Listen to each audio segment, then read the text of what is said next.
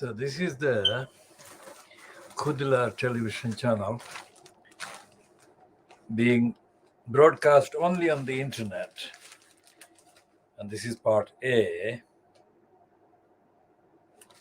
timed at 10:20 hours GMT. But the actual broadcast started about 2 or 3 minutes after that time. So this is Thursday, the 2nd of December 2021. So how long is 2nd of December 2021? From 2nd of December 1973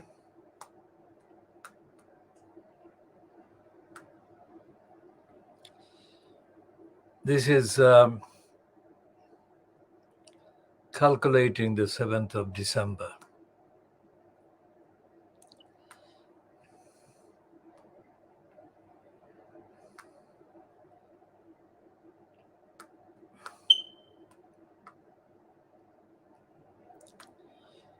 (1973)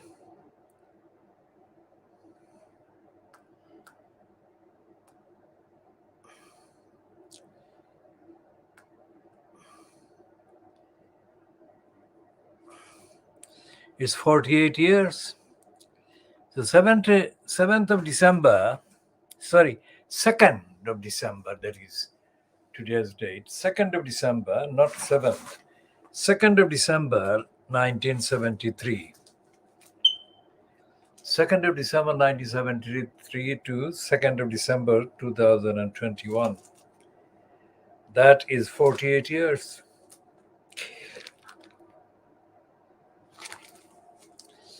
And 48 years have been spent since we launched the campaign. I launched the campaign on the day,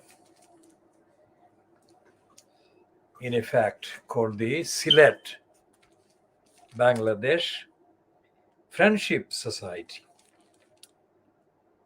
And it was from an address in New Road.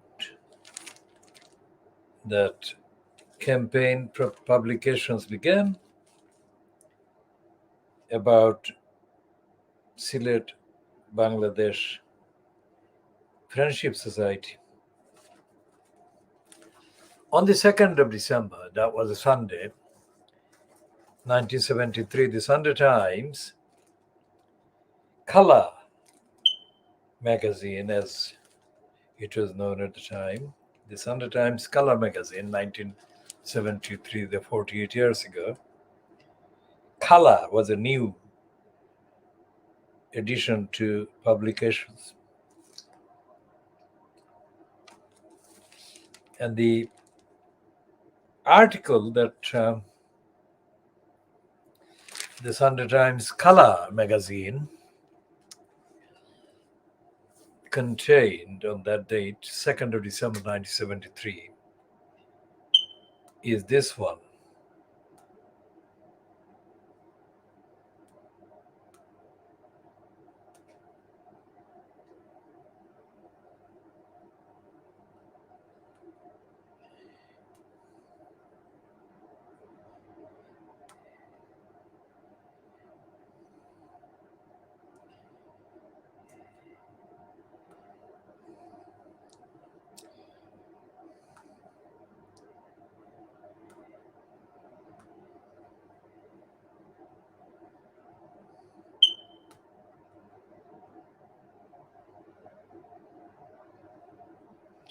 KHOODEELAAR.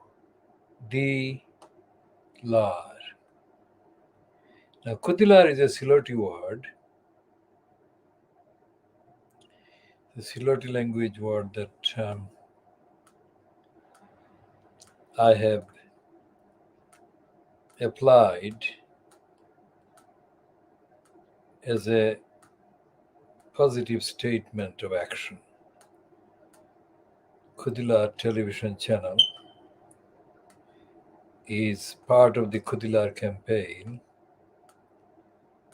in defense of the community. Now, this is the word the Sunday Times had on the front page, not the back of the magazine. Sunday Times color magazine, the back of the magazine had this article.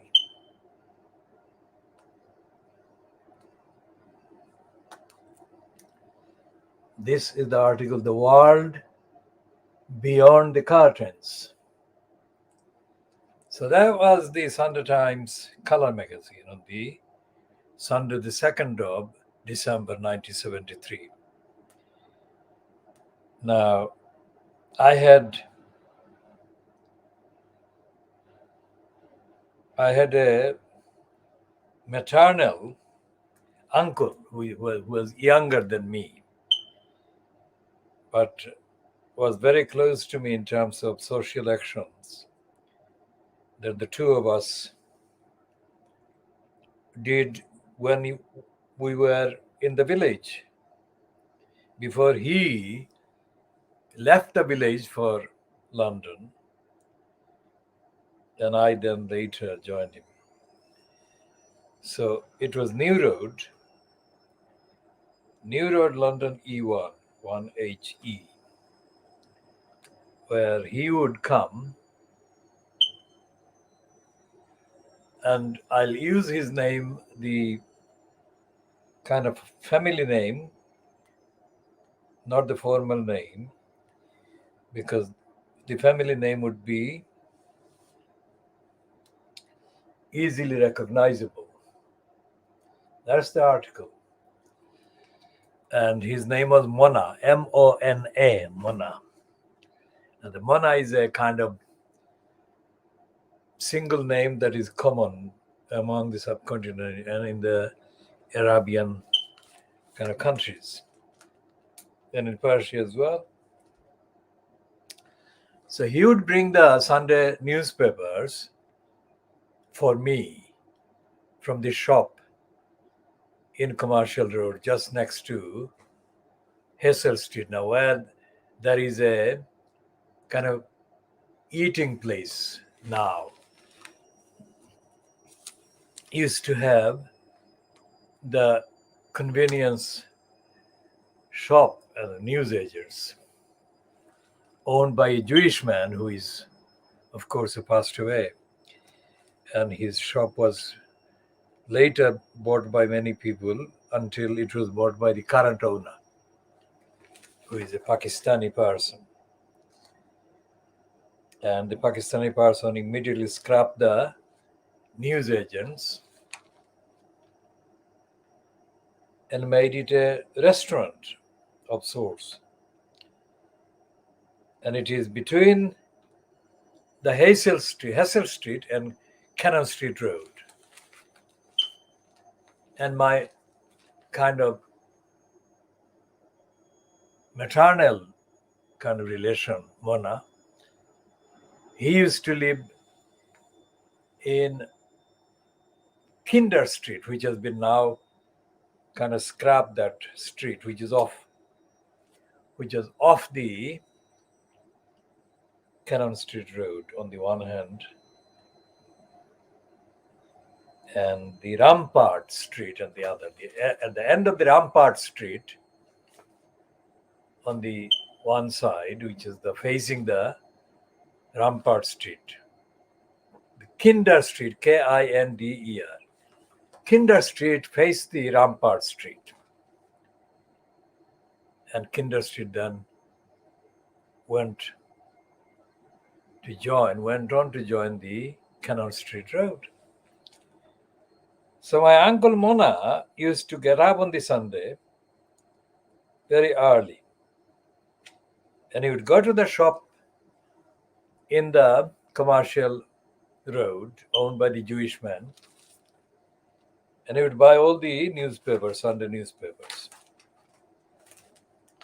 So if the Sunday newspapers now cost, let's say, 18, 19, 20 pounds, it would cost about half, I think, or just under half of that in 1973, in December 1973. So he came with the papers, the Sunday papers. The idea was that we would read the newspapers and have the breakfast. And on that Sunday, the 2nd of December 1973, we were in the middle of reading the newspapers and having the breakfast. And he was kind of waiting for me to tell him the bits that I would think he would find interesting in terms of the community, in terms of the society, the world, etc. And I was reading the Sunday Times magazine. And towards the end of the magazine, I came across this. This is the one. This is 48 years old. This is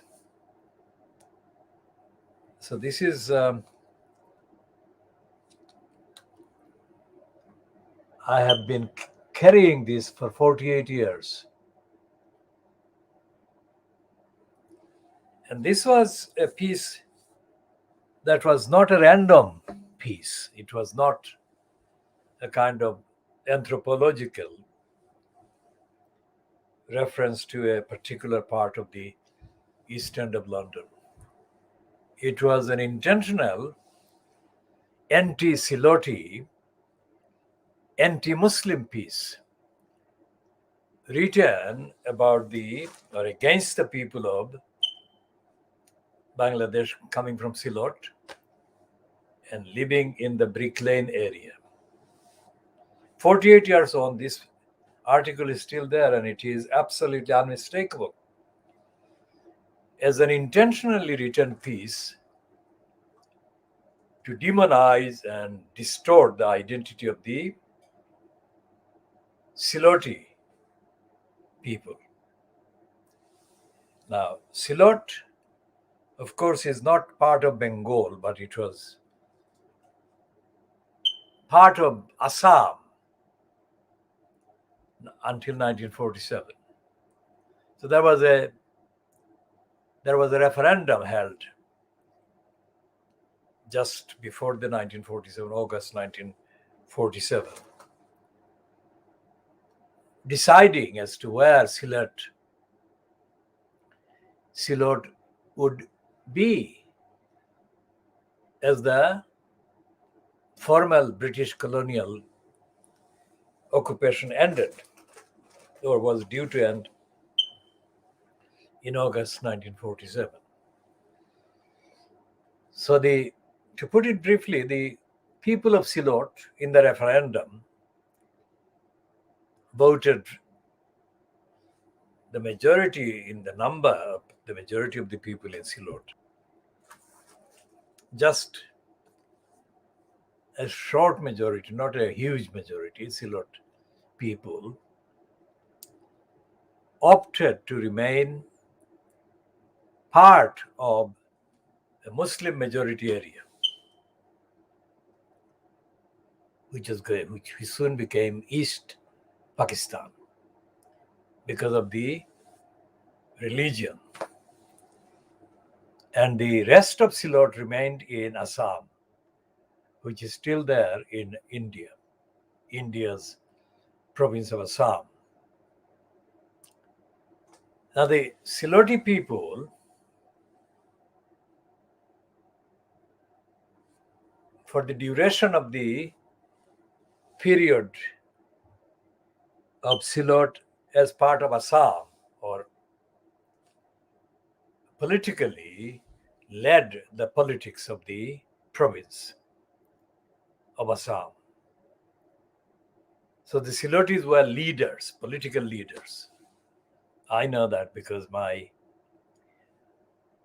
one of the uncles of Uncle Mona was a direct kind of participant in the politics of Assam.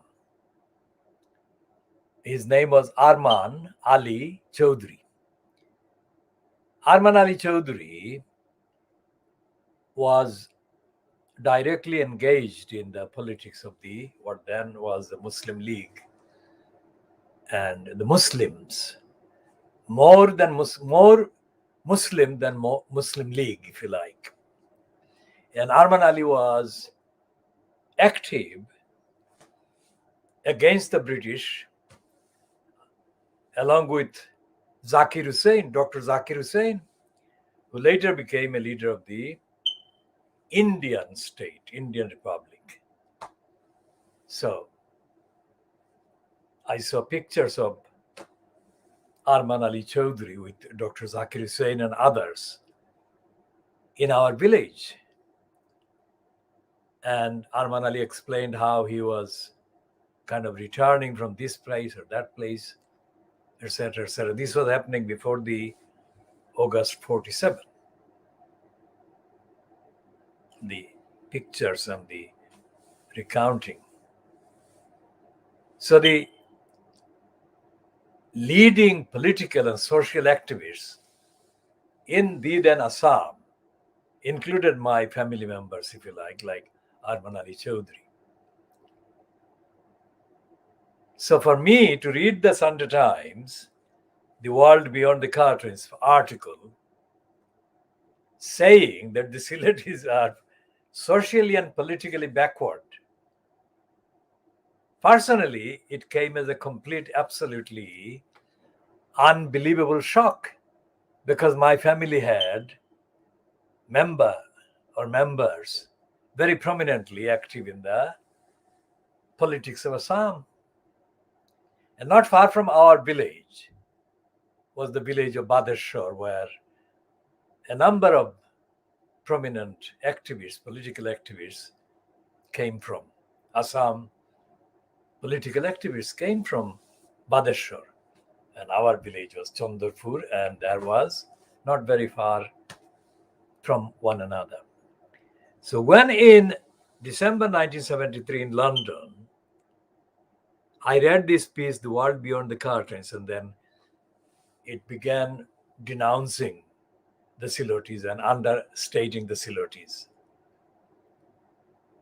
I mean, this had to be refuted, and I had no plan until then of doing any kind of political organizing in the way that I had to in December 1973.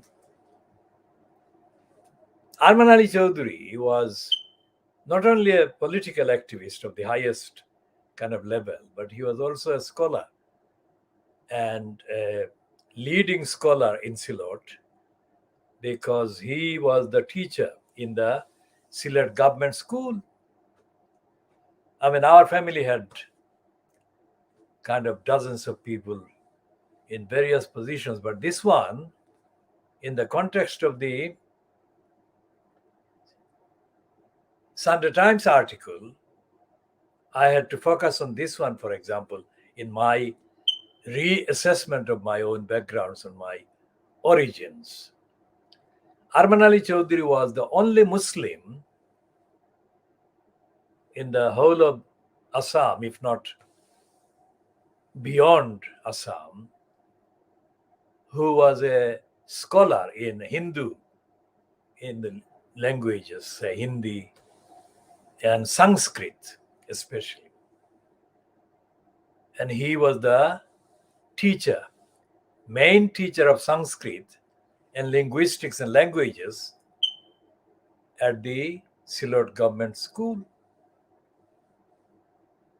And no other Muslim held that position, as far as you know. Of course, we had other members of the family who had postings and positions in the states in other disciplines, but this one was about languages and linguistics and general scholarship and social kind of teachings. Arman Ali himself was a spiritualist as well, apart from being a kind of modern contemporary scholar. And in that spirituality, he actually resembled, not to the extent that the original, my great grandfather was Shah Abdul Ali, who was a spiritual leader and a scholar and traveled. I mean, at the end of the 18th century, he was traveling on foot from our place in Silot all the way to Central Asian countries. And he was a scholar of the kind that haven't actually been seen since his passing. And so Arman Ali Chaudhry followed my great grandfather in spiritual activities, and they were very popular in terms of people seeking their advice and so on. So when I read the Silet or anti-Siloti denunciation piece in the Sunday Times in London, I had to do something to refute the lies and the defamations and slanders and untruths and the hatred against the Silotis for personal family linked reasons as well as objective reasons. But the agenda of which that article was a part was to deny the Siloti speaking people in the UK generally and the Siloti speaking people generally any credit for the role they had played in 1971.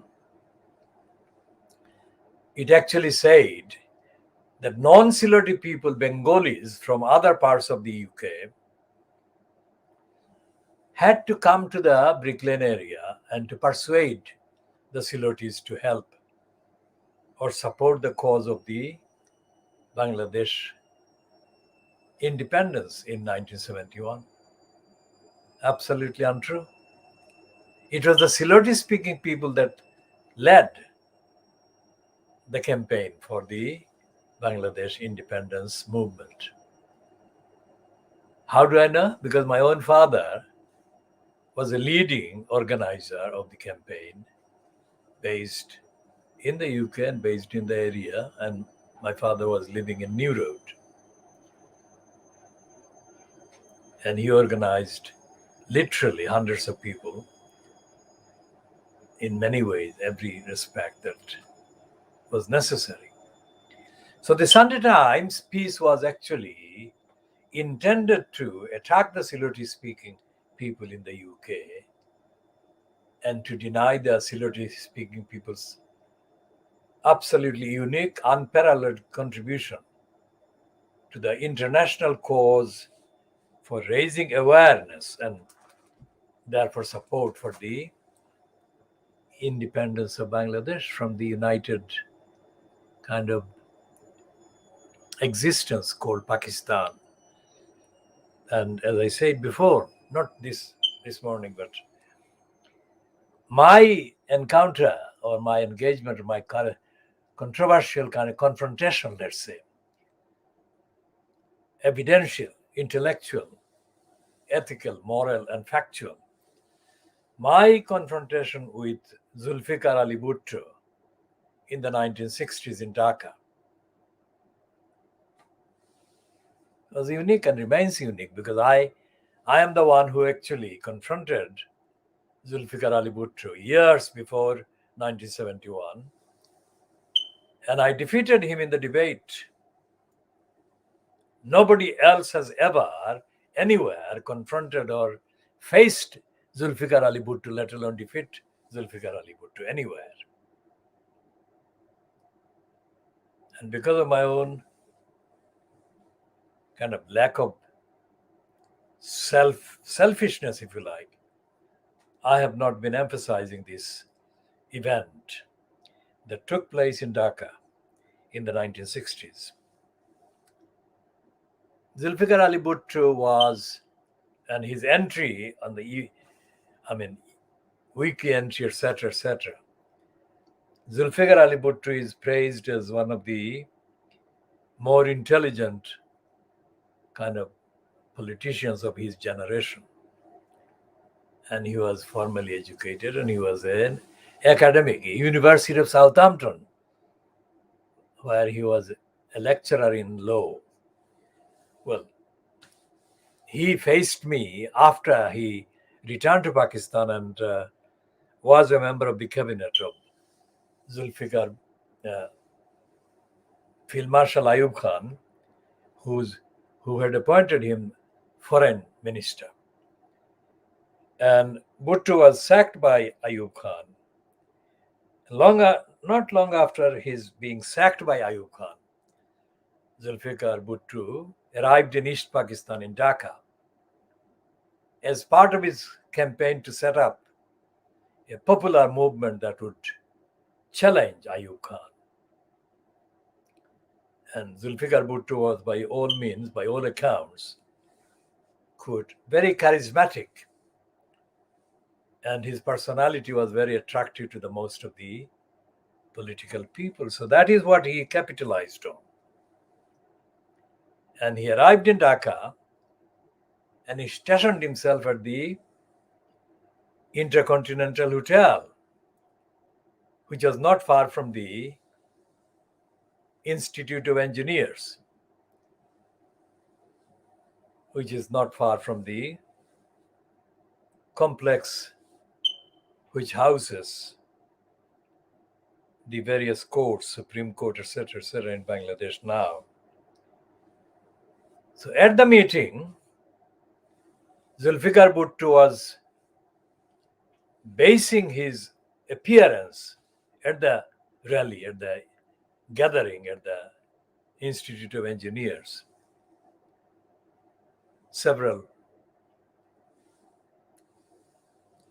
I would say several thousand, but it is not possible to count precisely because I cannot produce a picture there in front of. But the place was packed.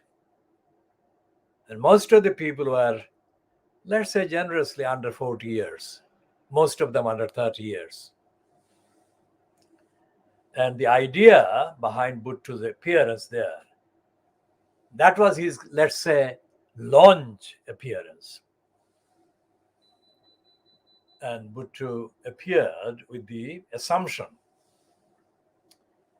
that he would give a speech and he would be given a rousing reception, and that he would then automatically convert the representative sample of the potential recruits to his movement. And that was his plan. So he gave a speech. Now, I didn't belong to any political party as a member. I did have sympathies politically, but the political sympathies were less important to me, and they remain so, than the political principles, the values. And I have given up more in the last decades than I have, if you like, taken in terms of opportunities and careers, because I believe in the principle of seeking the truth and telling the truth. That actually is costly, and it remains costly for me. And all those years ago, when I went there to hear Bhutto, I didn't go there with any other purpose than to hear him objectively hear him and objectively listen to what he had to say or what he was going to say. And I didn't have any prejudice against him. I still don't have any prejudice against him after all these years, because what I was focusing on was to see his kind of perception, his understanding, his capacity to substantiate the suggestion which underlay his appearance there as the leader of this new movement against martial law administrator Ayub Khan. So I was there with absolutely open mind, and I'm speaking with absolutely objective open minds after all these decades. So what did I do? I was listening, and he didn't speak for very long. Zulfikar Ali Bhutto spoke for, I would think, between 15-20 minutes. And what I found, the overwhelming thing that I found in his speech as he had delivered, was inconsistency and unsubstantiated, undemonstrated assertion that there had been mistakes by those who opposed the British Empire. Now, it's a very broad kind of statement. Of course, there would have been mistakes, and there were mistakes. But were he kind of referring to the mistakes by suggesting that leaders like Subhash Bose had got it right? He didn't make it clear. He didn't mention Subhash Bose. But what he said was general statement. And I'm paraphrasing. I'm not quoting him. He said that there had been mistakes. And then he kind of proceeded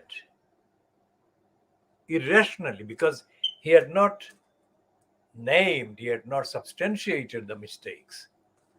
So he proceeded to the suggestion that he was kind of representative of the position that would amount to compensation for those mistakes. Words to the effect, I'm paraphrasing. So my question to him, the first question to him in a paraphrase, was to ask him to explain, substantiate what he meant by the mistakes. Zulfikar Bhutto failed to answer me. So in that vein, I asked him another question, because each question was treated by Zulfikar Bhutto in the same way as he had done the first one. So what happened was that I kept asking him questions. And after I asked him the 9th question, I think he got the message, and he concluded that he could not face me. And if he could not face me, he could not proceed to the next, theoretically, next phase of the meeting. But by that time, by the 9th question I had asked him, he looked as if he had an extra flow of blood on his face, on his mouth and face. He looked distinctly red with something, anger, frustration, whatever. And immediately he did a right turn as I remember. And he left the meeting very fast. It's astonishing and remarkable that none of the other people present followed my question, and none of the people, after Bhutto left the meeting, came to me and engaged in a continuation follow-up conversation. And it has been more than 50 years, isn't it? Very more than 50 years since I asked Zulfikar Bhutto 9 questions, and Zulfikar Bhutto failed to answer any of the questions, and he decided that my questions were too much. He left. Now, as we know, what he did afterwards, that is in years after that event, Zulfikar Bhutto was not politically what he did afterwards, not what he did at the Engineers Institute in Dhaka in relation to me. Zulfikar Bhutto in the West Pakistan became only electable because there was no alternative, there was no other political kind of movement or party that the people could, in the majority, kind of support in the circumstances. And then when he became installed, incumbent in the post, political post of prime minister, president, whatever, Zulfikar Bhutto himself made serial mistakes, political mistakes. And in addition to making political mistakes, he actually gave too much away about his personal vanity, his personal arrogance. I mean, I became very clear when he left the Institute of Engineers in Dhaka that this man is not fit for the political kind of crown or office that he's here to seek. He was not interested in engaging in exchange with me. He could have asked me why I was asking him the questions, and I would have given him the answer quite clearly. But he didn't. Now that was a Siloti. I'm a Siloti. And I was confronting a Sindhi man from Sindh.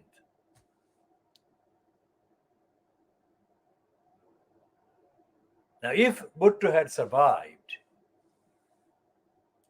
I mean, Ziaul Haq's kind of regime, etc., etc., and if theoretically Bhutto were to visit the UK and meet me like Altaf Gahor did meet me, would he have behaved in the same way as Altaf Gahor behaved towards me when I asked him questions and when I reminded? Because my political approach is asking questions, getting evidence. Because Altaf Gahor completely lost his head in his mind. I mean, Bhutto didn't explode in the way that years later Altaf Gahor exploded against me because he couldn't answer my questions at the Institute of Contemporary Arts in London. Why do these people do that? Why do they explode in frustration when asked questions by Muhammad? So here we are talking about, I mean, if the people of Brick Lane or people of East London that the Sunday Times article attacked contained somebody like me. Now, how do they manage to say that this is a backward community?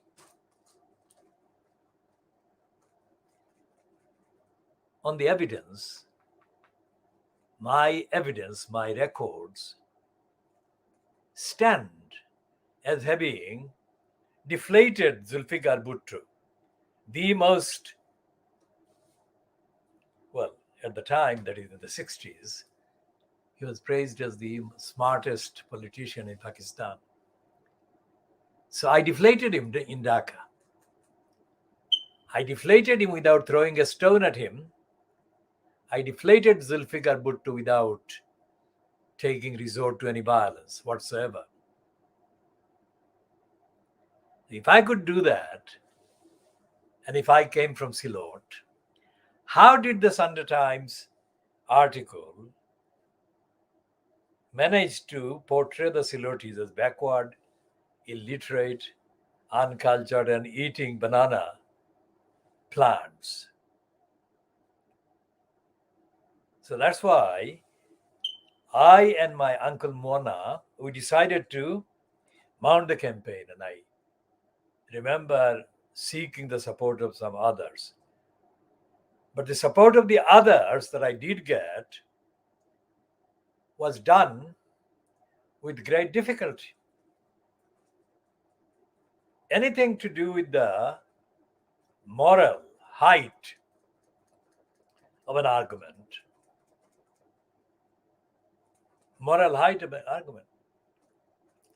and it dates back the events, the debate, and the equation, the lack of equation, if you like, go all the way thousands of years back to Aristotle, Plato, and others. But it's not a pleasant experience to have to deal with people, your contemporaries, behaving like the opponents of Aristotle and Plato and others. So what happened with the articles that I had to translate into the language of the people that had been demonized was that every day, almost every day, about every aspect of it, I had to argue with these people to emphasize the importance of the need to oppose and condemn and reject and refute the Sunday Times article attacking the Silotis, attacking the Muslims, attacking the Bangladeshis. And I think that December, 48 years ago, began something in terms of the internal dynamics of the community that is still continuing. The individuals have changed because many have passed away, but the actual obstruction by ignorance, by lack of education, lack of studying, continues. So today, 48 years after the 2nd of December 1973, today is the 2nd of December 2021, the arguments that the Sunday Times falsely made against the Silotis, similar arguments are being made, perpetrated, and I'm the one who is continuing to refute them and note them and oppose them. No one else is doing it. 48 years on. In between the Sunday Times publication of the 2nd of December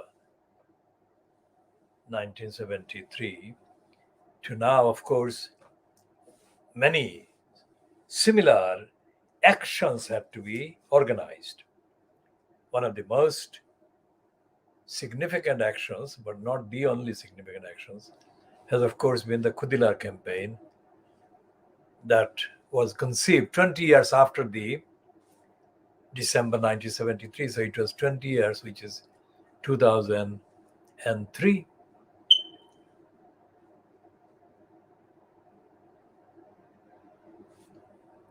well, 20 years plus, let's say. It's not 20 years, but 20 years would be 73, 83, 93, but it was 2003, so 26 years later. The KHOODEELAAR campaign had to defend Brick Lane physically, which is what we did with the Silat, Bangladesh Friendship Society, which I had to found in December 1973 with my uncle Mona and reluctant participants.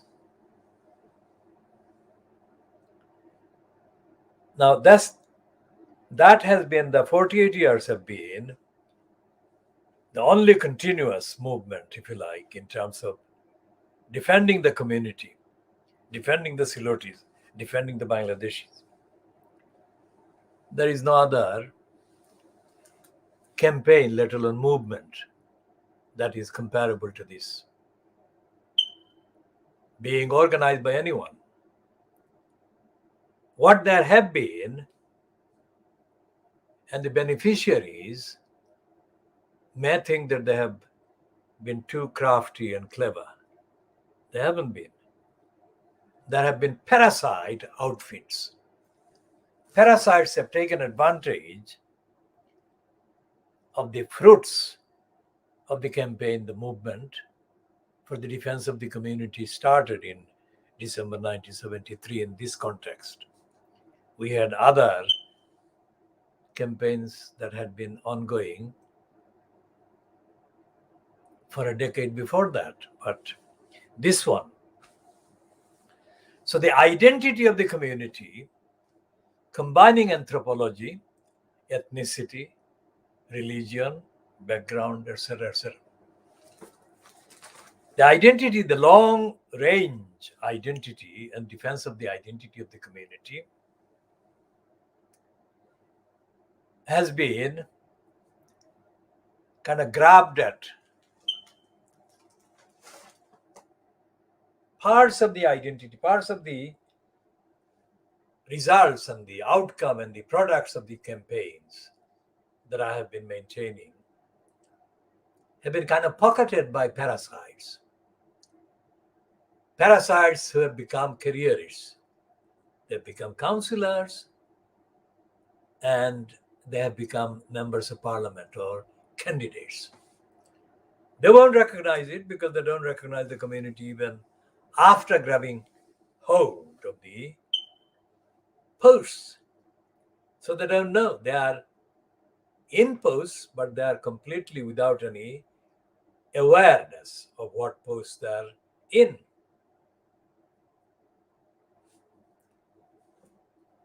When the then Inner London Education Authority in the mid-1980s set out to merge the Marlbury Girls' School by phases. Nobody exists in the community even now from 1980s up to now who can say that they did the campaign that I organized and I carried out successfully. That school would have vanished. That school, if they had merged it into a mixed sex school, would have disappeared. But I did the organizing and I did the footwork and protected the school so that it could become, and it did become, in terms of the conventional criteria, the most successful school in London, or one of the most successful girls' school in all of the UK. If I had not protected the school's status and constitution, there would be no question of success. So significant has the achievement or performance in conventional terms of the Marlborough School has been that whoever the First Lady of the USA was told about this school, and she made, the First Lady, Michelle Obama, made 2 visits to London. And one of the visits, main visits, was to the Marlborough School. Now compare that work, keeping the school and making it the platform for the conventional success, to the point that its existence has been not only noticed but has been positively noticed by the First Lady in the USA, who physically visited the place. And she praised it, and she made her commendations. So I did this. When I did that, did I get the support of the, quote, leaders? Well, they were leaders. They were not yet leaders as councillors, but they were preparing to become leaders, the contenders for the councillor posts.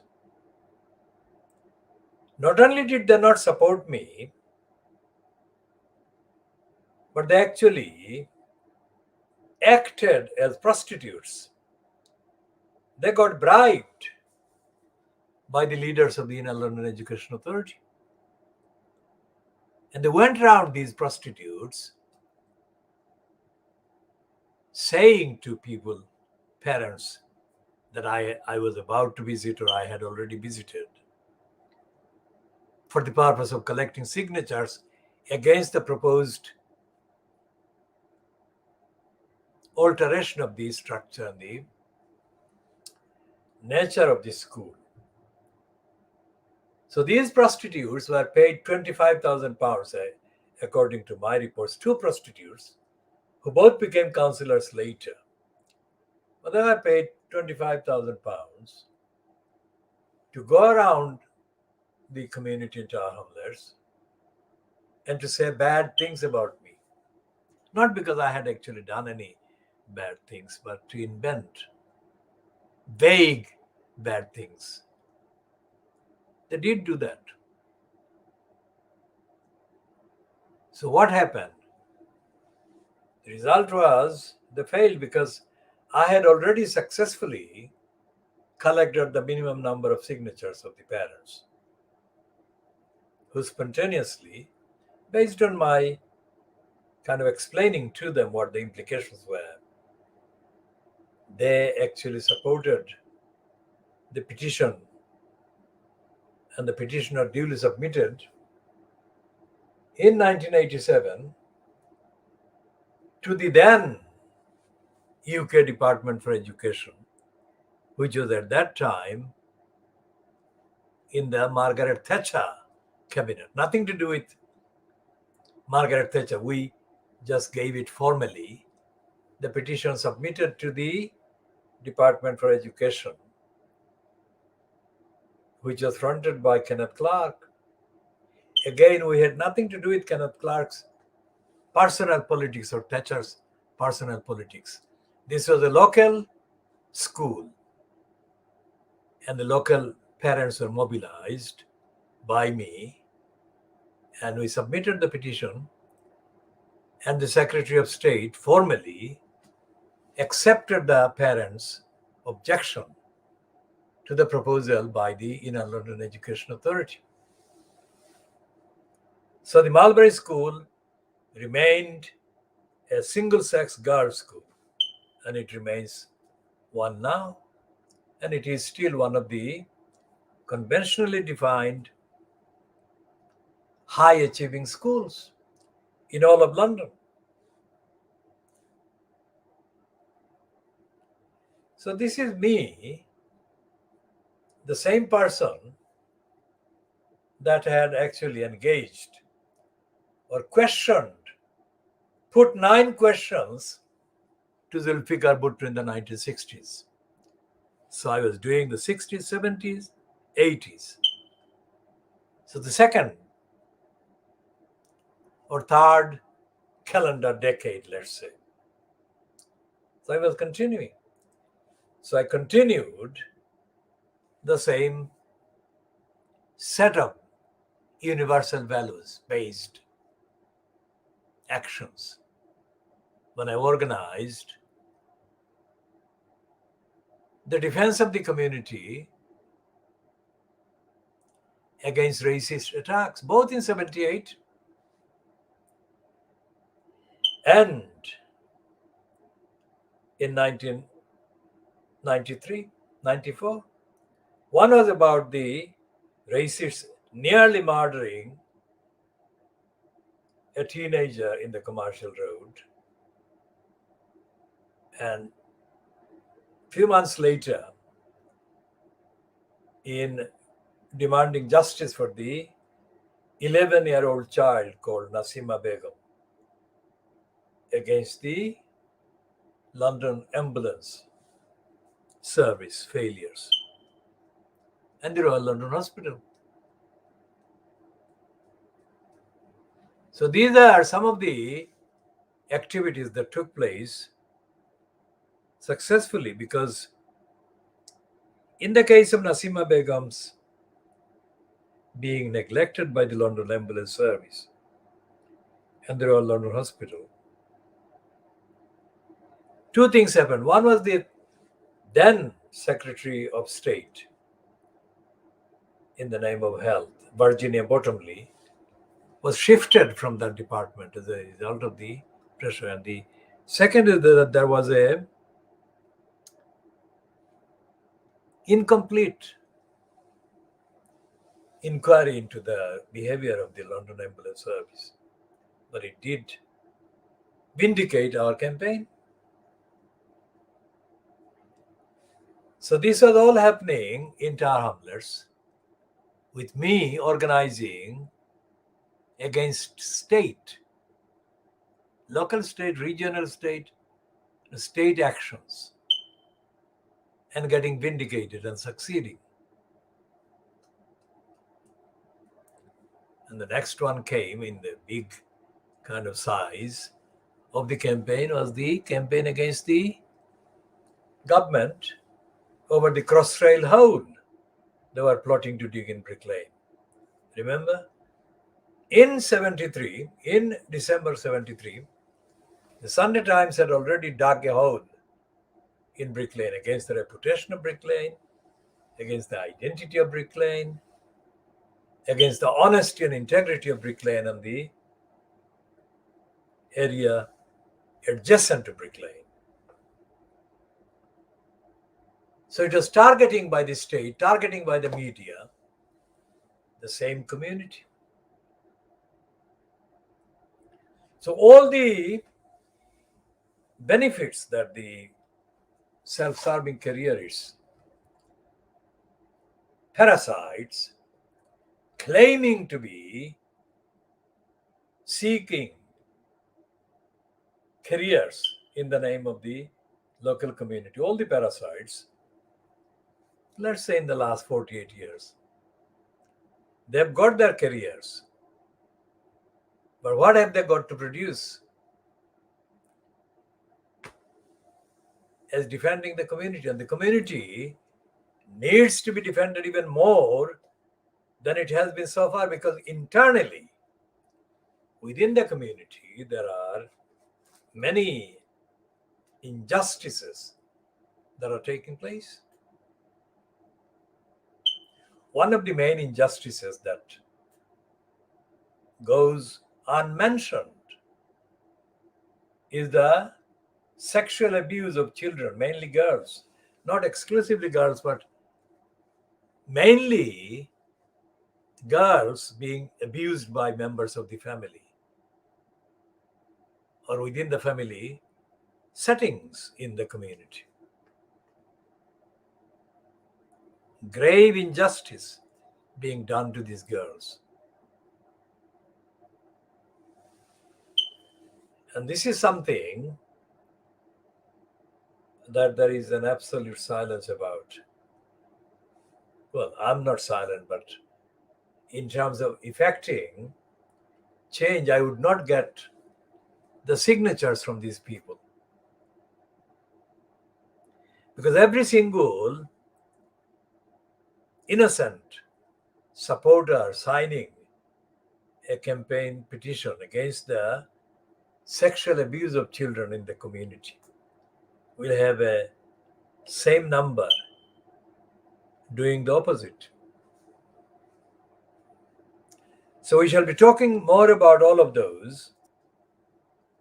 Now I go back to the date. The Sunday Times published The World Beyond the Curtains article on Sunday, the 2nd of December, 1973. And nobody was there. Not a single member of the community, apart from my uncle Mona, wanted to kind of seriously campaign against this attack. There were some transitional kind of adults supporting, but not permanently. And the fact that there has been no publication about the fact, let alone the impact, let alone the implication of the Sunday Times article making all these false claims against the Silotis in particular, there is none except by our campaign and by me in the last 48 hours, 48 years. 48 years from 1973, December, to now, December 2nd, December 2001.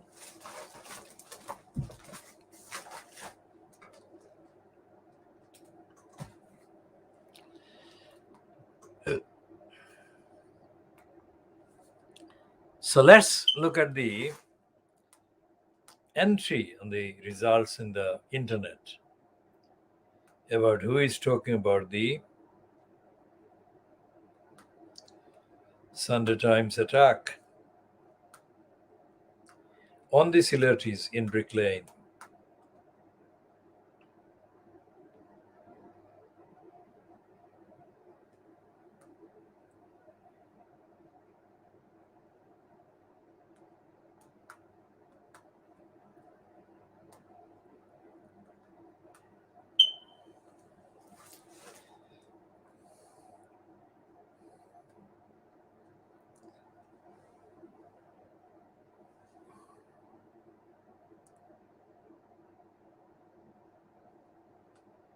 So the only entry that is made by the parasites is following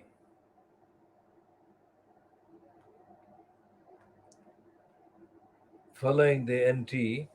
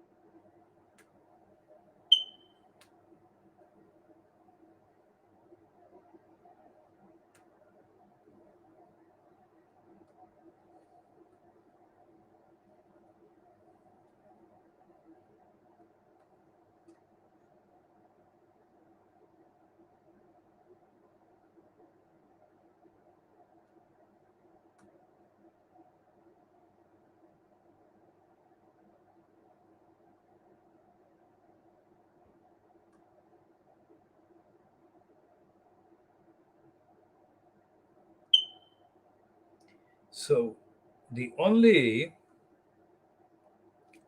online piece about the Siletis, other than by me, is by this person called Greg Smith. And it says the struggle of Sileti people. Now this one is based much later than the Sunday Times article, but here is an acknowledgement by Greg Smith in his The Struggle of Sileti Speakers. He gives a reluctant recognition to me, whereas he should not be so reluctant. But the reason he is reluctant is because of his racism, although he is acknowledging this. We'll talk about that Greg Smith in due course later. He says Muhammad Haque in particular played a key role in articulating a radical challenge to traditional standards of thinking. Now, he is lying there because I did not just do what he's saying I did. But I actually introduced him to Siloti. And I spent several months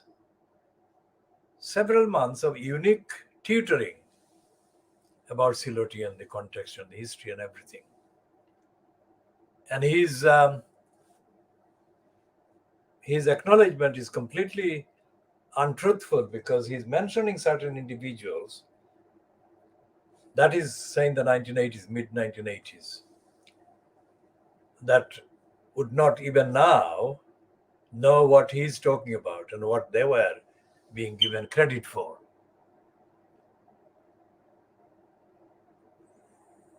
Because the Sileti language is not just a language, of course, it's history and tradition, literature, all the rest of it. Hundreds of years apart from the supposed mother language, which is supposed to be Bengali.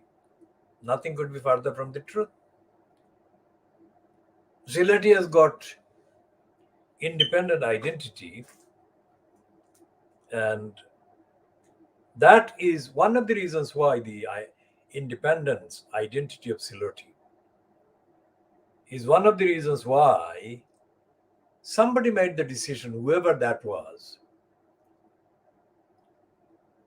to mount the attack via the Sunday Times article in December 1973. In that article, they claimed that Siloti people ate banana. That was supposed to be painting a community that came in the cultural, racist, pejorative use, came from the jungles. Sylhet, both the part in Assam in India and Sylhet in Bangladesh, as compared in terms of society, in terms of culture, etc., the ordinary Silotis compare far better than they have been painted there. Now, I have no intention to derogate or use derogatory kind of remarks about people from Bengal. But the difference between the people of Bengal and the people of Sylhet are quite remarkable. Ordinary people. For example, during a few months that I stayed in West Bengal, I visited a village in the 24 Parganas in West Bengal, an area called Barasat. Over a few weeks. And the perception about life, about things that I witnessed among the people there, again, I'm not saying this to kind of understate the people there. And mainly the people there were at that time economically kind of challenged, if you like, financially challenged, etc. But their familiarity with things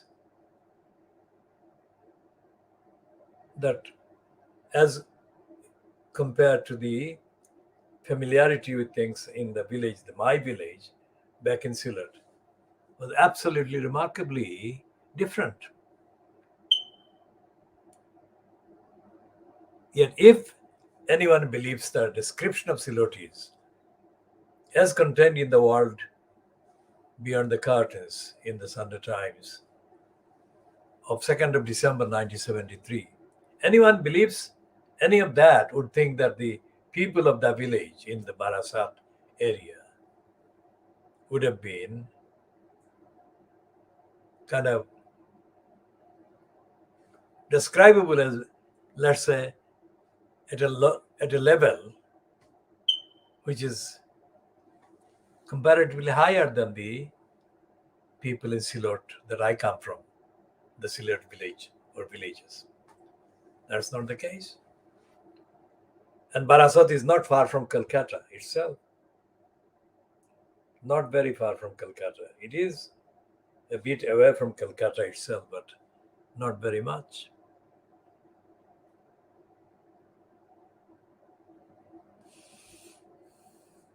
So why they decided to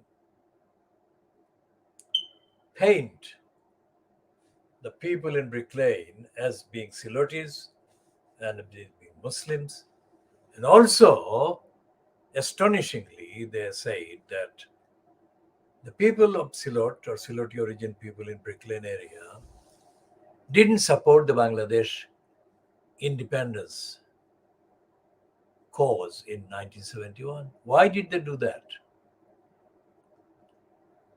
Because the fact is that during the 9 months of 1971, in the UK,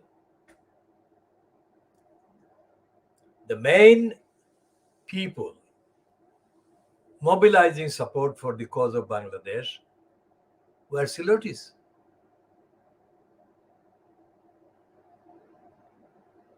So whose interest was it that they wanted to serve by casting the Sylhetis in particular as being even unaware of the Bangladesh independence movement going on during 1971, and that the Sylhetis in Brick Lane only became aware after being approached by Bengalis, non-Sylhetis. I mean, who invented that and why? Because it is plainly false, very seriously false, because even now, 48 years later, nearly 50 years, well, it will be 50 years, few weeks, 1971 to 2021, 50 years since Bangladesh. Why did anybody think that demonizing and denying and misrepresenting the role of the Sylhetis over the 71 Bangladesh movement was going to help anyone? Who was it supposed to help?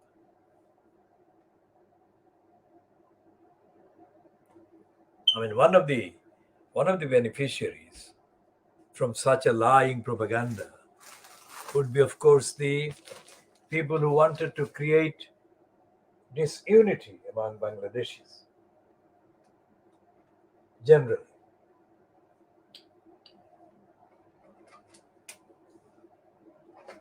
Why would they do that?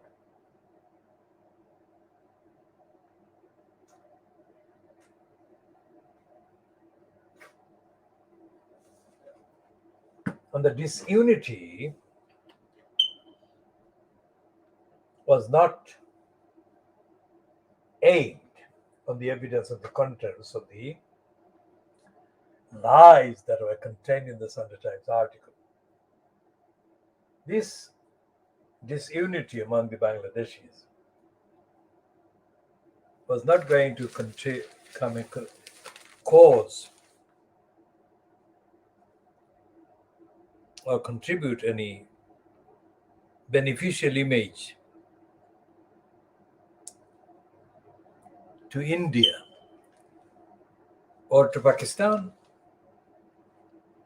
It is creating disunity between Bangladeshi Bengalis and Bangladeshi Silotis.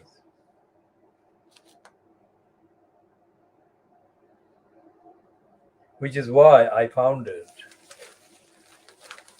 in December 1973 the Sylhet Bangladesh Friendship Society,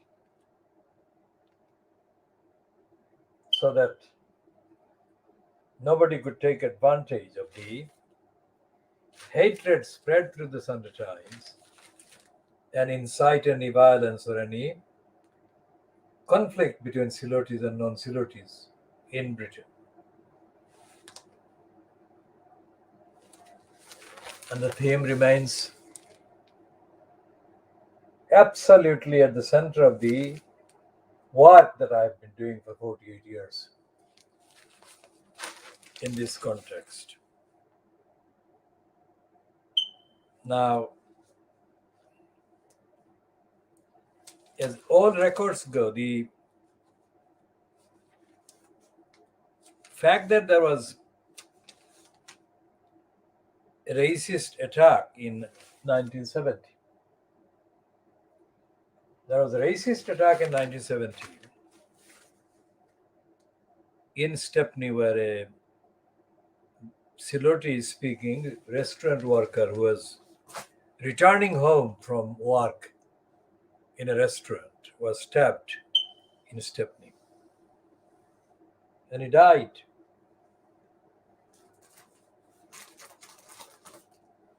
The evidence is, the fact is, the record is that the majority of the parasites, Bengali speaking parasites, who have fed off the Siloti community, remain on the same kind of relationship whereby they prefer the ordinary, unschooled, illiterate, subliterate among the Silotis, so that they can exploit them and they can kind of pretend to be helping them.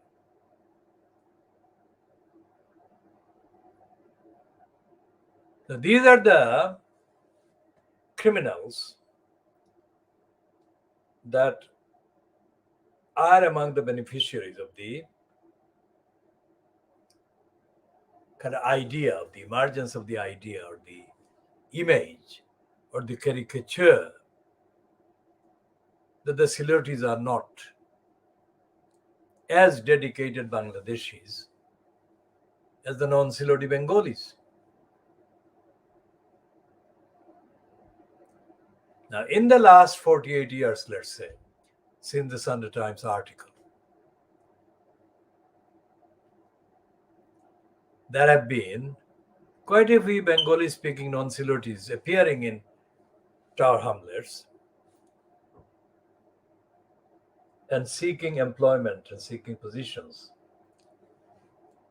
that are meant for Bangladeshis, various subsidiary positions.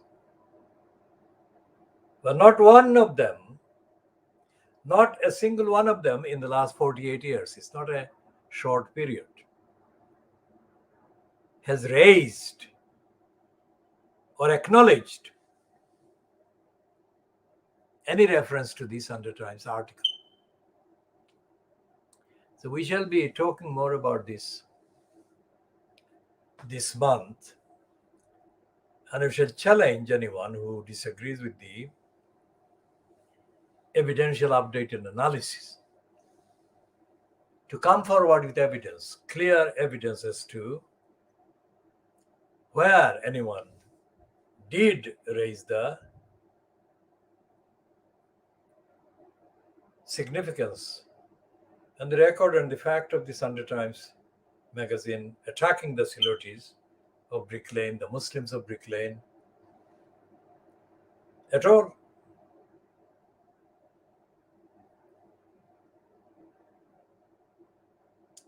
So when the Crossrail attack was formulated in the late 1990s, before it was given a kind of skeletal structure during the 2001, 2002, 2003, we began the campaign to reject the Crossrail whole plot and to defend the community in Brick Lane and adjacent areas. By defending the community, we defended,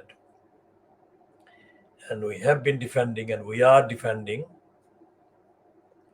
everyone who comes from Bangladesh and is affected by any anti-Bangladeshi narrative.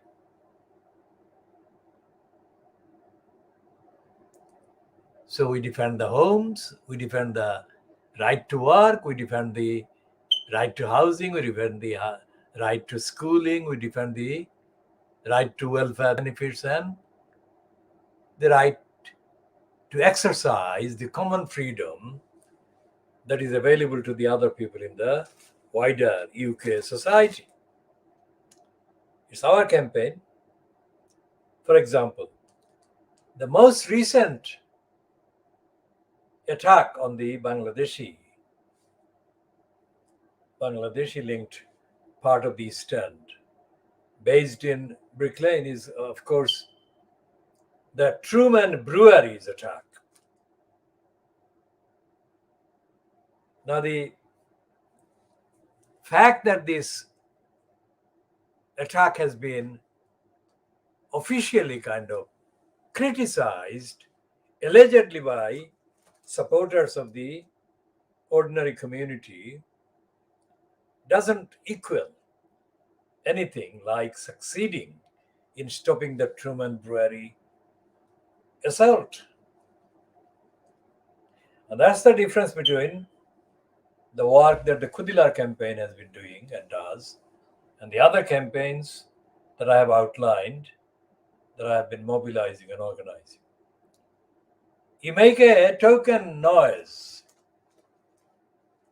but you don't stop the attack. See the difference? The KHOODEELAAR campaign made the noise and stopped the attack. Now, what's the difference?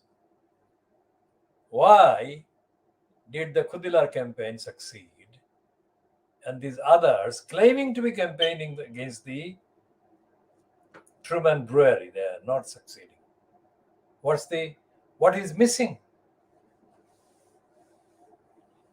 And what is missing is the authenticity, the originality, and the truthfulness.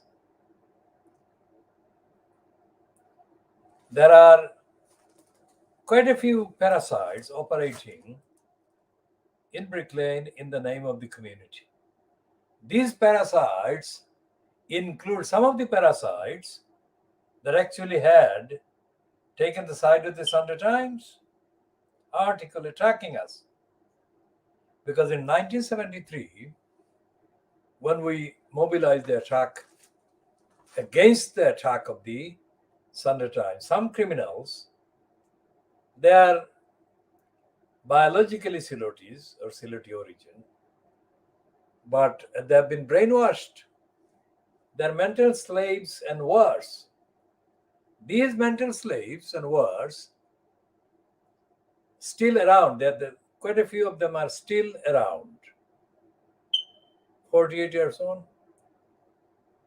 And these criminals actually have no basis, no fact on which to stand any actual truthful criticism of any of our actions against the Sunday Times peace or against the unnamed elements that actually must have been involved in the Sunday Times attack. So these parasites have got pernicious, evil kind of motives for undermining the campaign against the Sunday Times that we mounted in 1973. And these criminals have actually never produced a single piece of campaign in defense of the community in the last 48 years. They have done is to produce single parasitical pretension supporting the little career, the little income. We have not sought any income from anybody, and we never would seek any income from anybody when we are doing the campaign for defending the community. Now that is the difference between us and them. They are the mental slaves and they are the mental parasites that actually seek to benefit personally from the work. So here, going back to Greg Smith, Smith lies and says that Muhammad Haque in particular played a key role in articulating a radical challenge to traditional standards of thinking. Over a period of many months, we spent many hours together discussing the background to and implications of the case study. Now, that idiot was a student, and I was tutoring him. Nowhere else would you find a tutor being equated to the student, and the tuition and the tutorial being converted into a discussion. It was not so. And what Greg Smith has written in this piece, based on my inspiration, let's say, but distorted by his racism and stupidity, doesn't complete the picture about Thomas Babington Macaulay, language, linguistics, and the role of language and linguistics as applied by Thomas Babington Macaulay. And Greg Smith cannot understand the difference between Dhaka and Kolkata. There is no way that Kolkata is the same as Dhaka. There is almost 1,000 years difference between Dhaka and Kolkata. They can be compared in terms of various common grounds between the two main language groups. The Bengali that is based in Kolkata, culturally and socially, is not the same Bengali based in Dhaka. And therefore, the Bengali origin that the racists wrongly attach Silati with is 1,000 years different.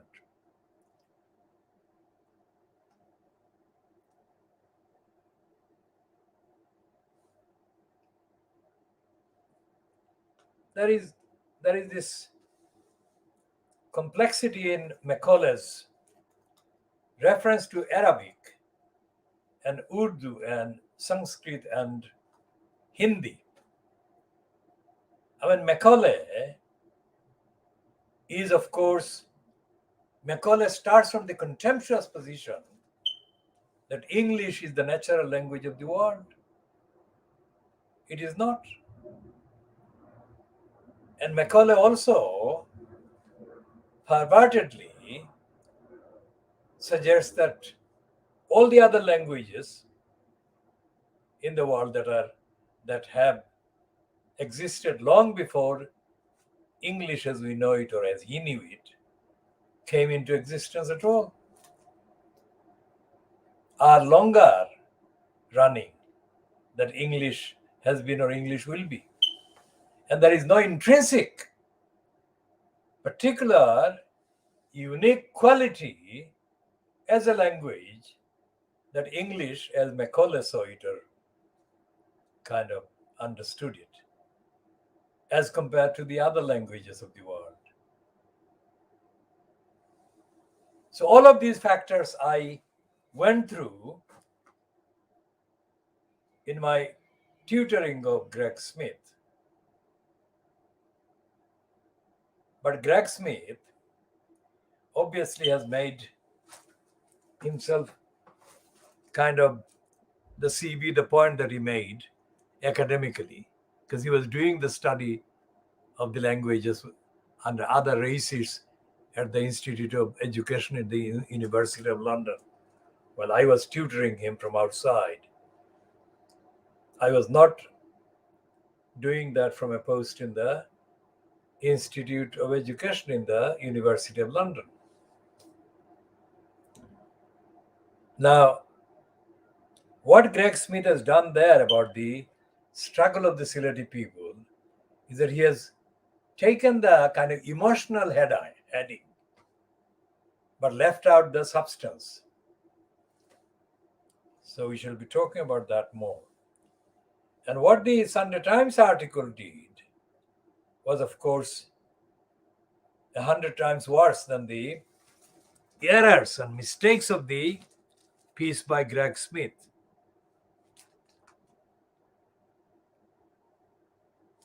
So when the Mulberry School for girls is kind of audited, this is infinitively, there is an incalculable kind of phenomenon there. Most of the girls that go to the Mulberry School and have gone to the Mulberry School since the 1970s, let's say, these girls are mainly from the Sylheti speaking families.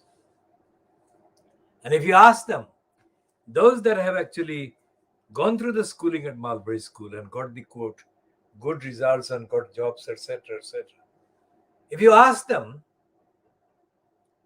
if you kind of select them randomly or choose them randomly and ask them about the school, they won't be able to tell you,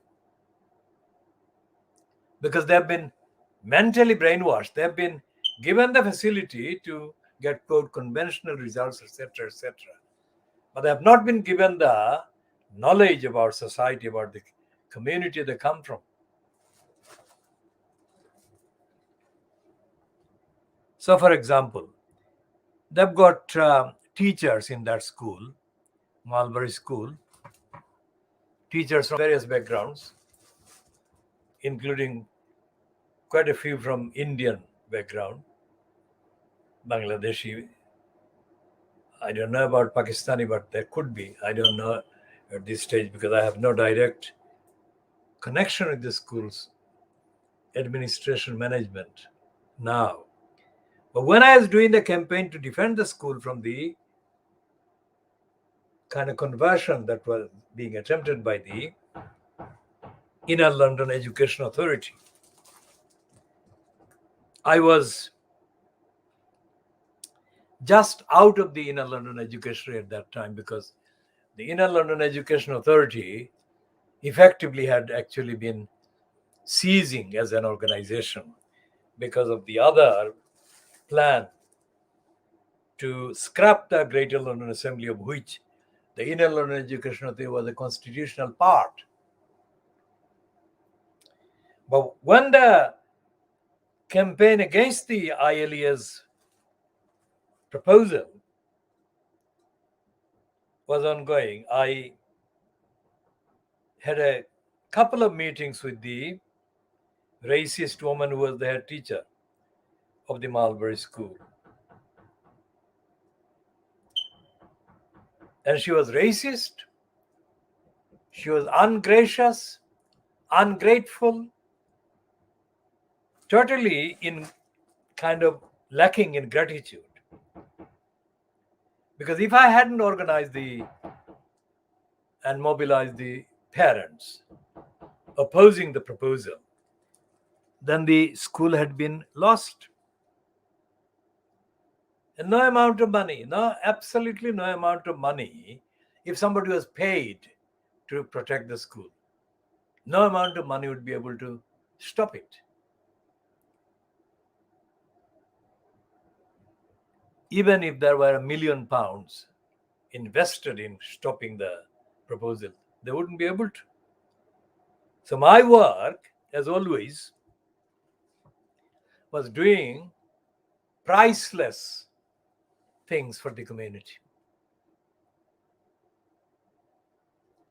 And we shall be going into the updating of the campaign 48 years on, and we shall be lodging a specific new campaign against the Sunday Times. So we shall be coming back on the Sunday Times later. Now moving on to the issue of K Starmer.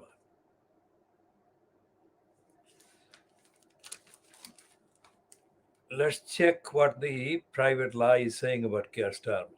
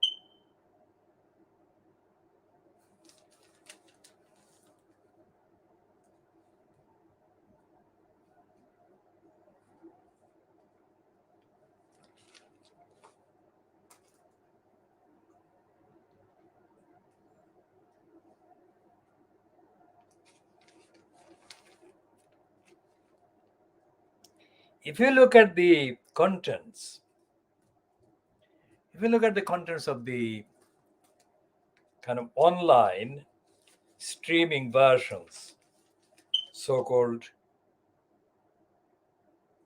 television outlets operated by people that claim to be connected with the Bangladeshi community or are of Bangladeshi origins, you will find no reference to the Sunday Times article. You'll find no reference to the campaign to keep the Mulberry School single sex. And you will not find any reference to the campaign against racist attack that actually focuses on racist attack, either about Tosir Ali or about Altaf Ali or about Ishaq Ali. And most certainly you will not find any reference to the murder by Bangladeshi criminals of this popular Langdon Park school boy called Ajmal Ahmed. Everything that our campaign does is therefore the only thing of its kind. And it's, you go back 48 years and beyond. And it is the only thread defending the community that exists. So anyone else who is saying that they're doing something for the same community, they are not doing that. They are acting as parasites and they're making up things and they're making claims and they don't even know what they are kind of inventing as their contribution, because they don't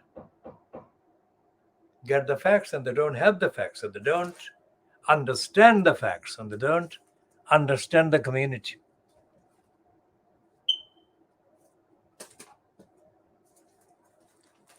When faced with the racists,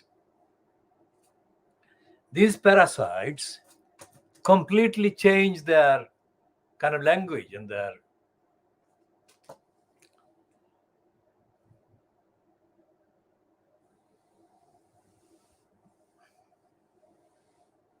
vocabulary.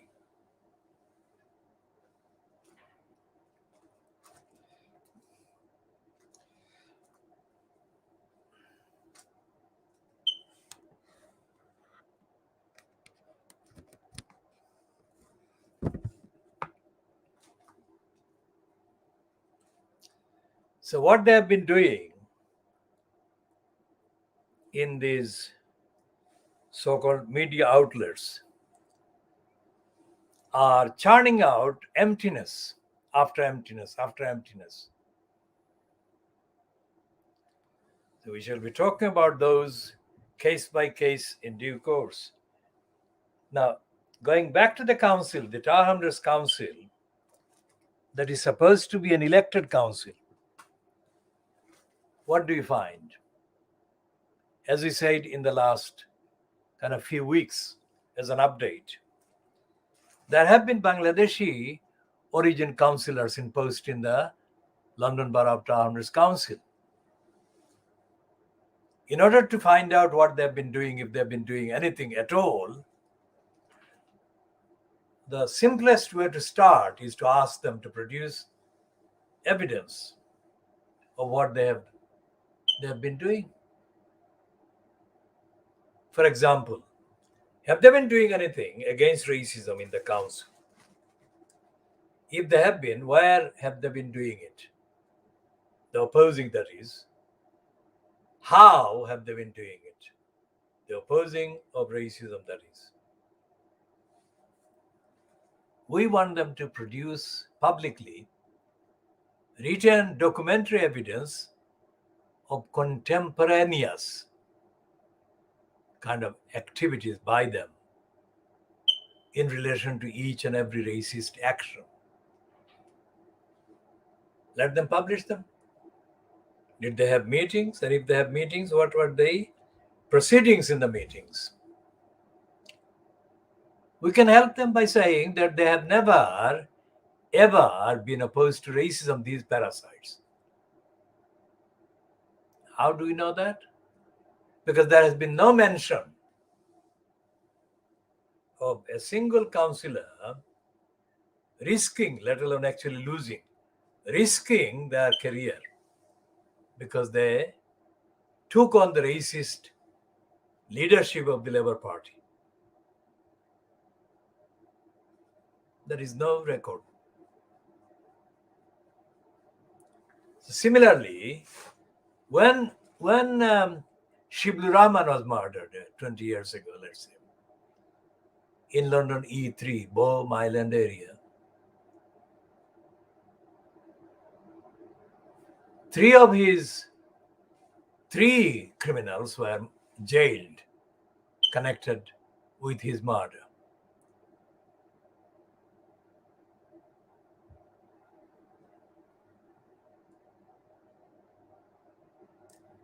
And one of the convicted criminals, convicted of the murder, was not convicted of murder but convicted of manslaughter. Now let's say this to those who don't necessarily have the same depth of knowledge that they need to do in order to understand the difference. Manslaughter is a disguise. It is murder, but it's a disguise to kind of hide the intensity of the labeling that goes with murder. But it's the same killing of the person. And it's a disguise because it allows the murderer to pretend that they didn't have the mental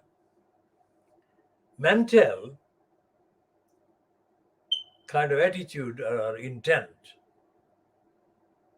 to murder the victim. That's the difference. It is the difference about the supposed intention on the murderer.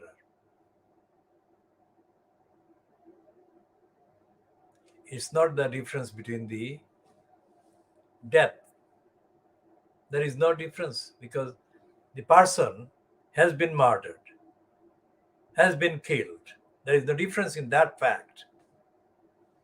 The only difference is in the pretense that the murderer, ex-murderer, didn't intend to murder, while Y-murderer did intend to murder. There's a very superficial kind of description, and this is to do with the imperfect nature of the English criminal law. It's not based on evidence.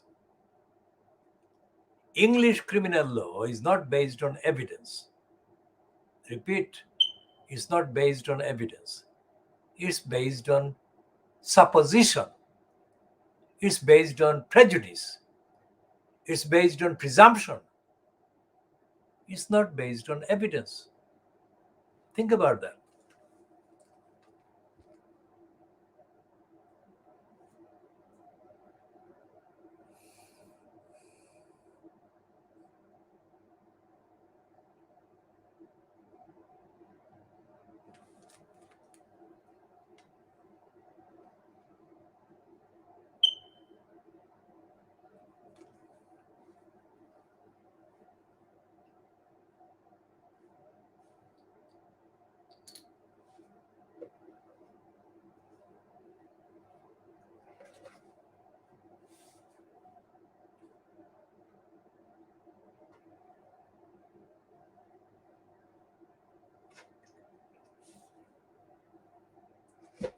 Anyone who says that Devlin, who was the murderer, called the manslaughterer, didn't murder Sylvie Bermann because Devlin claims that his intention was different. If his intention was to kill Sylvie Bermann, then what difference does it make whether he intended to kill him or intended to cause him such grievous bodily harm that would lead to Sylvie Bermann being killed?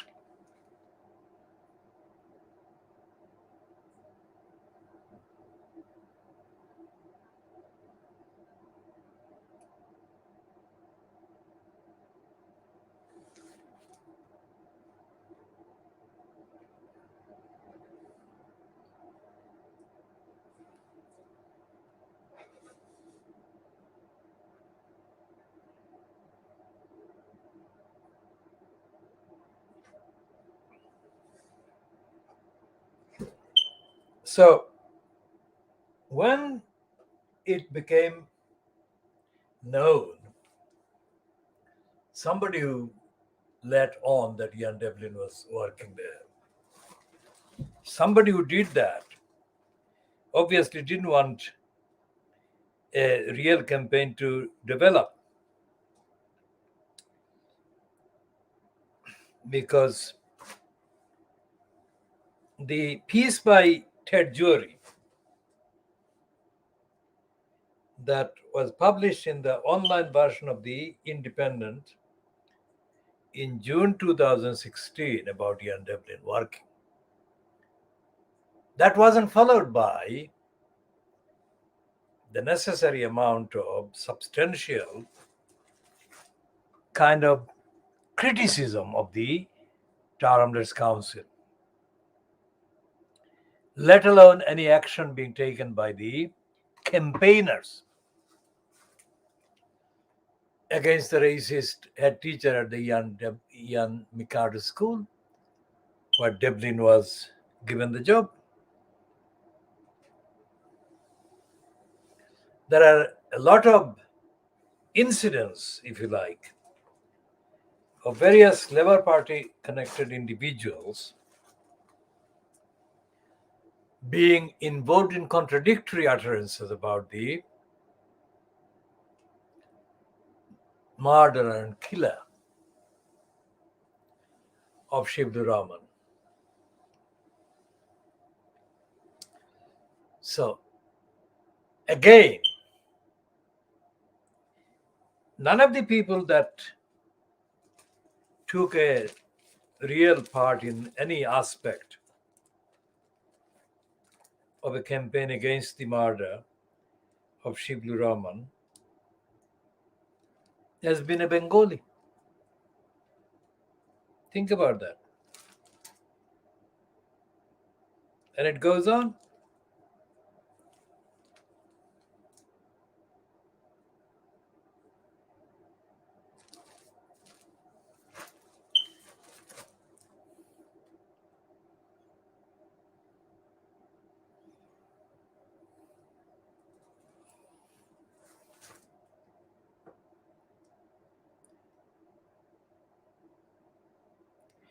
When the then kind of the former deputy leader of the GLC,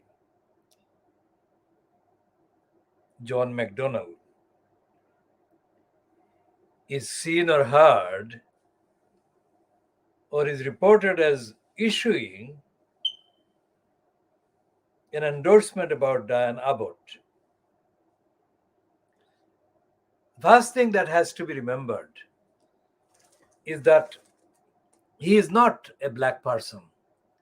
He's not an Asian person. He's not a person who can be in any way described as being opposed to racism because of his own ethnicity or because of his own race.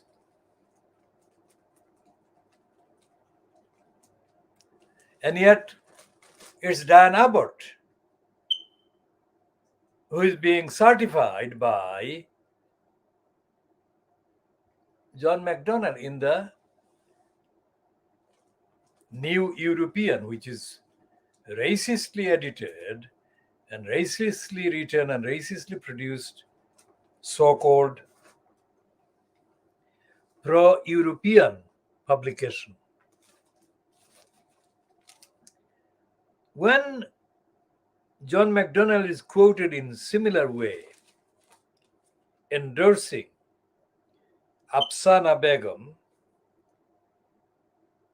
who is in the next door kind of parliamentary constituency almost, to Diana Abbot's Hackney, questions must be asked. I mean, what kind of expertise does John McDonnell possess, and based on what evidence that he can be cited as endorsing the personality, the character of Afsana Begum and Diane Abbott. Afsana Begum was born years after the GLC was scrapped. So, where did John McDonnell meet Afsana Begum? And what opportunities did the others in the whole of the community in Tower Hamlets not have that Afsana Begum had of meeting John MacDonald so exclusively? What qualifications does he have to acquire access of the kind that he must have had if a single word of him in endorsing Afsana Begum is to be treated as true and truthful?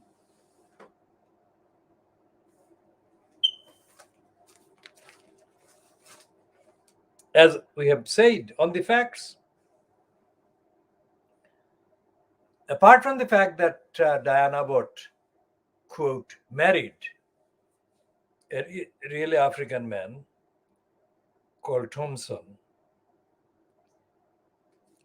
and, quote, had a child by that person, or had a black child, if you like. Apart from that, in the last 30 years, 32, 31 years, 32 years, there has been no public, there is absolutely no public evidence or published record or publicly accessible record of Diane Abbott either relating to the black community in any shape or relying on the black community's work for anything political that she has actually benefited from or has supported. All the sources around Diane Abbott increasingly, undeniably appear to be white.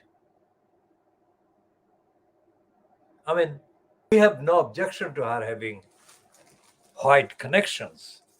That's not the point. The point is factual. If she is being portrayed as a black person or as a representative of the black community, is it too much to ask that she would have black affiliations and black sources? About her politics or political stance, in addition to her readily available white kind of associates and associations with the whites. Why would anyone in their right minds accept the proposition that a woman who was paraded as the black section shirt wearer has as her closest kind of co-appearee on the BBC, Andrew Neil show, one of the notorious racists, one of the most notorious racists and right-wingers of the conservative ilk, Michael Portillo.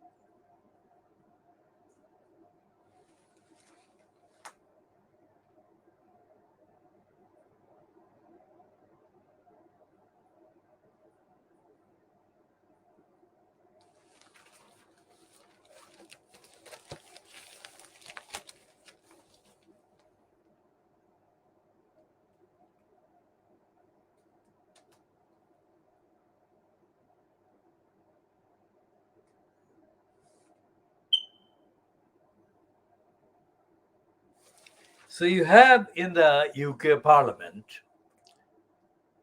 a mixture of people in the two main parties that appear to be of African descent and Asian descent, including one looking at the Conservatives, the three cabinet post holders that are Asian, and Quasi Quatran is of African. And what do you make of Nadim Zahawi? Is he Asian, is he African, or is he non-existent in terms of background?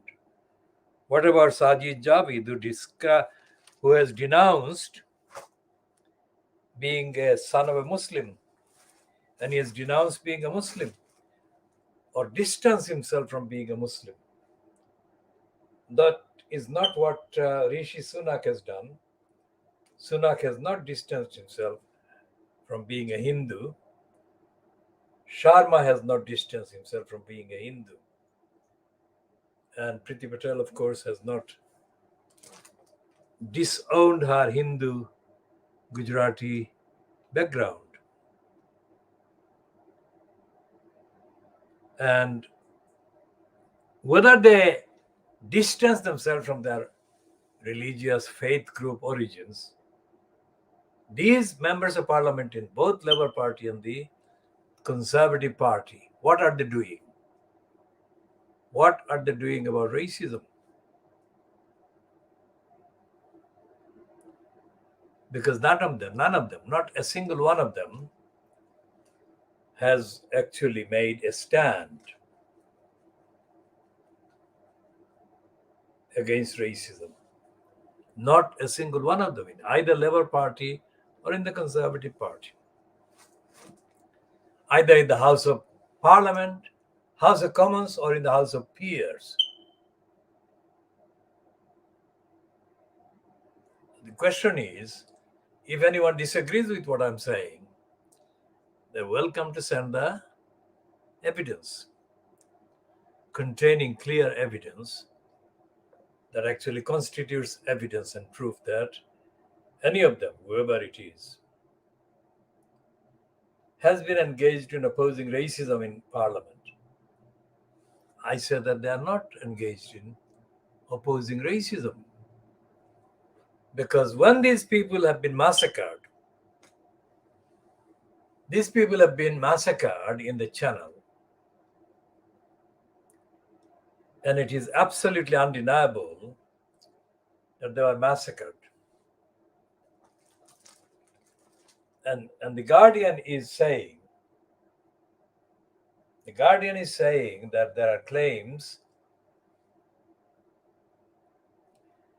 that these sinking migrants in the channel did make attempt to contact the British authorities.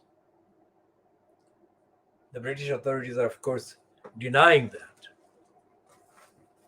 But it is not something that will stick. The denial will not stick.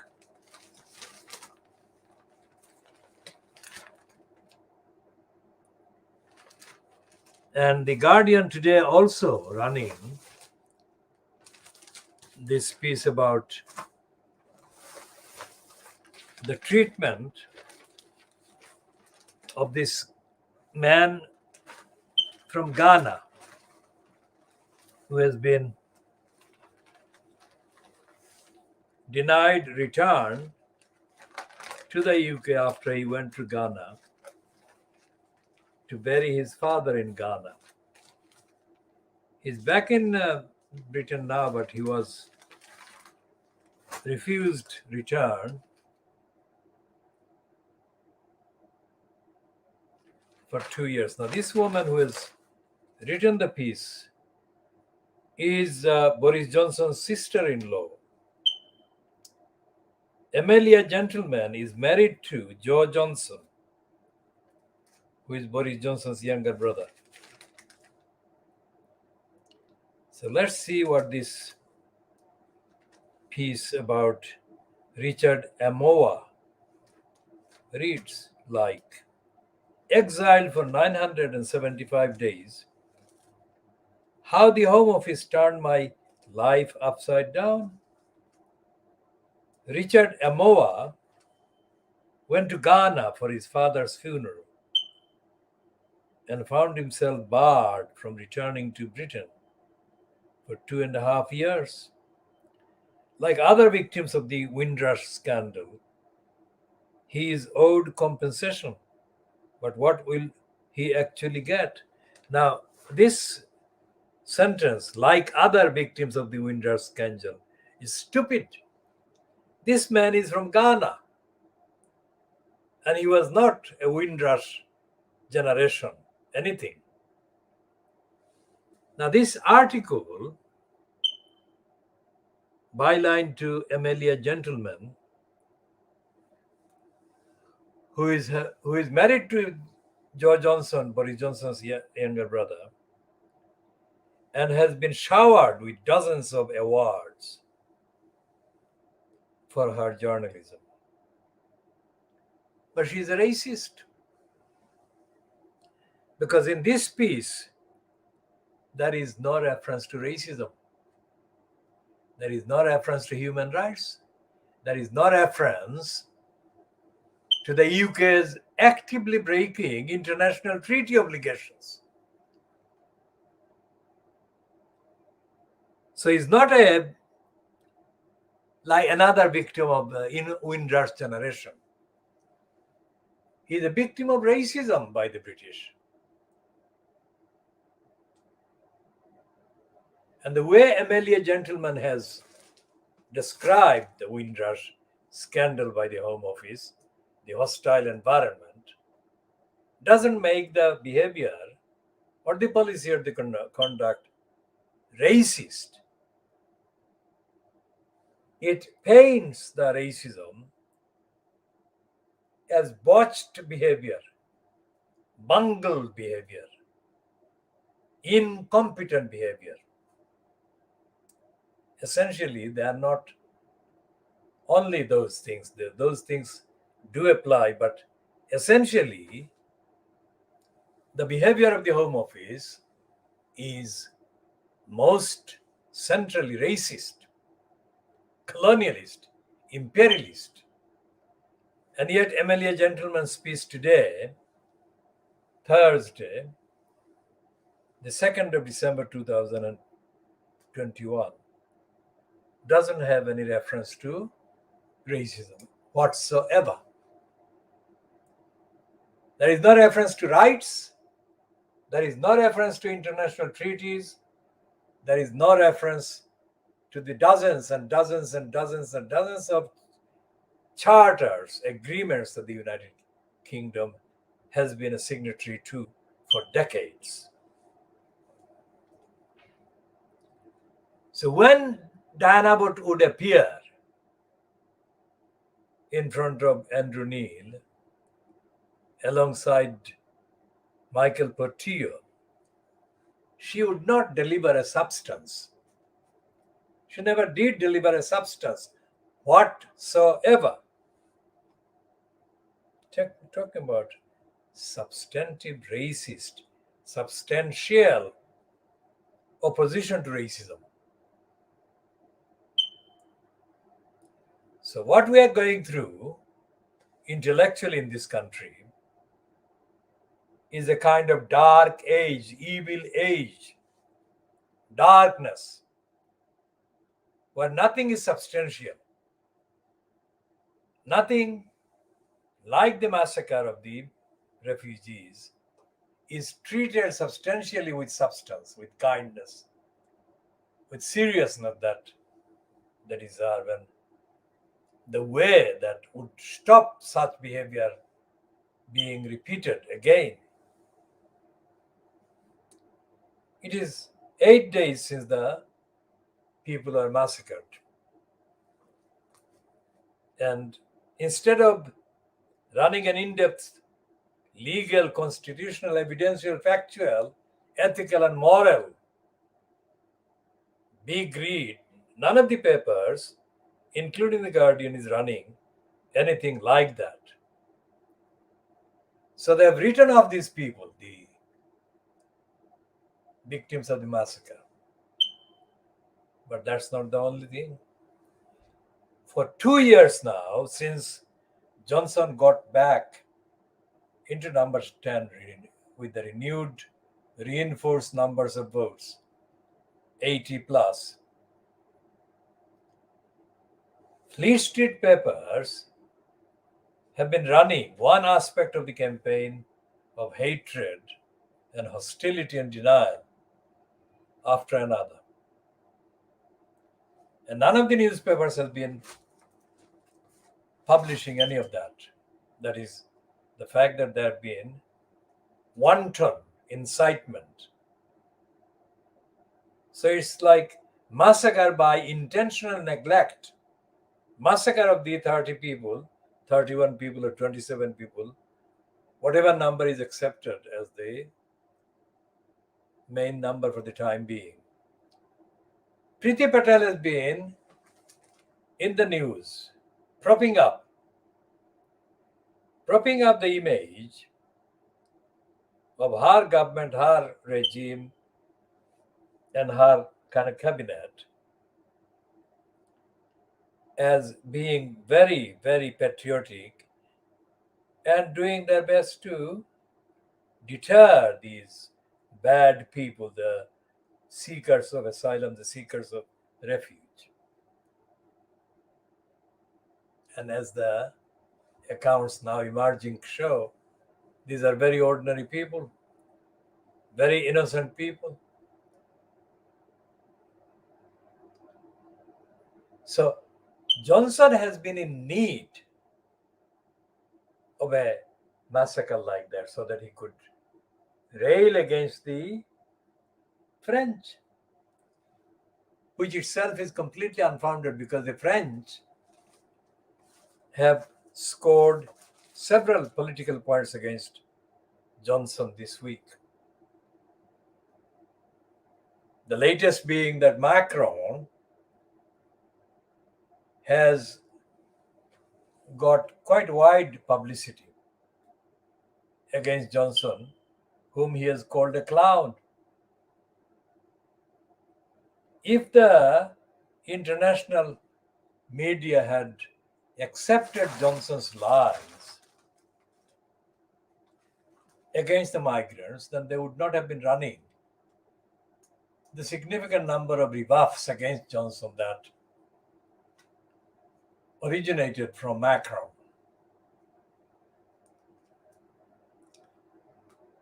And so therefore the massacre of these refugees was of course orchestrated to suit Boris Johnson's murderous congenital careerist agenda. But that massacre has not produced favorable publicity for Johnson, despite the fact that the likes of the Daily Mail, the likes of the Murdoch scum, the likes of the daily bribing Boris Johnson graph, they have all been loyally shielding and propping up the image of Boris Johnson and Priti Patel.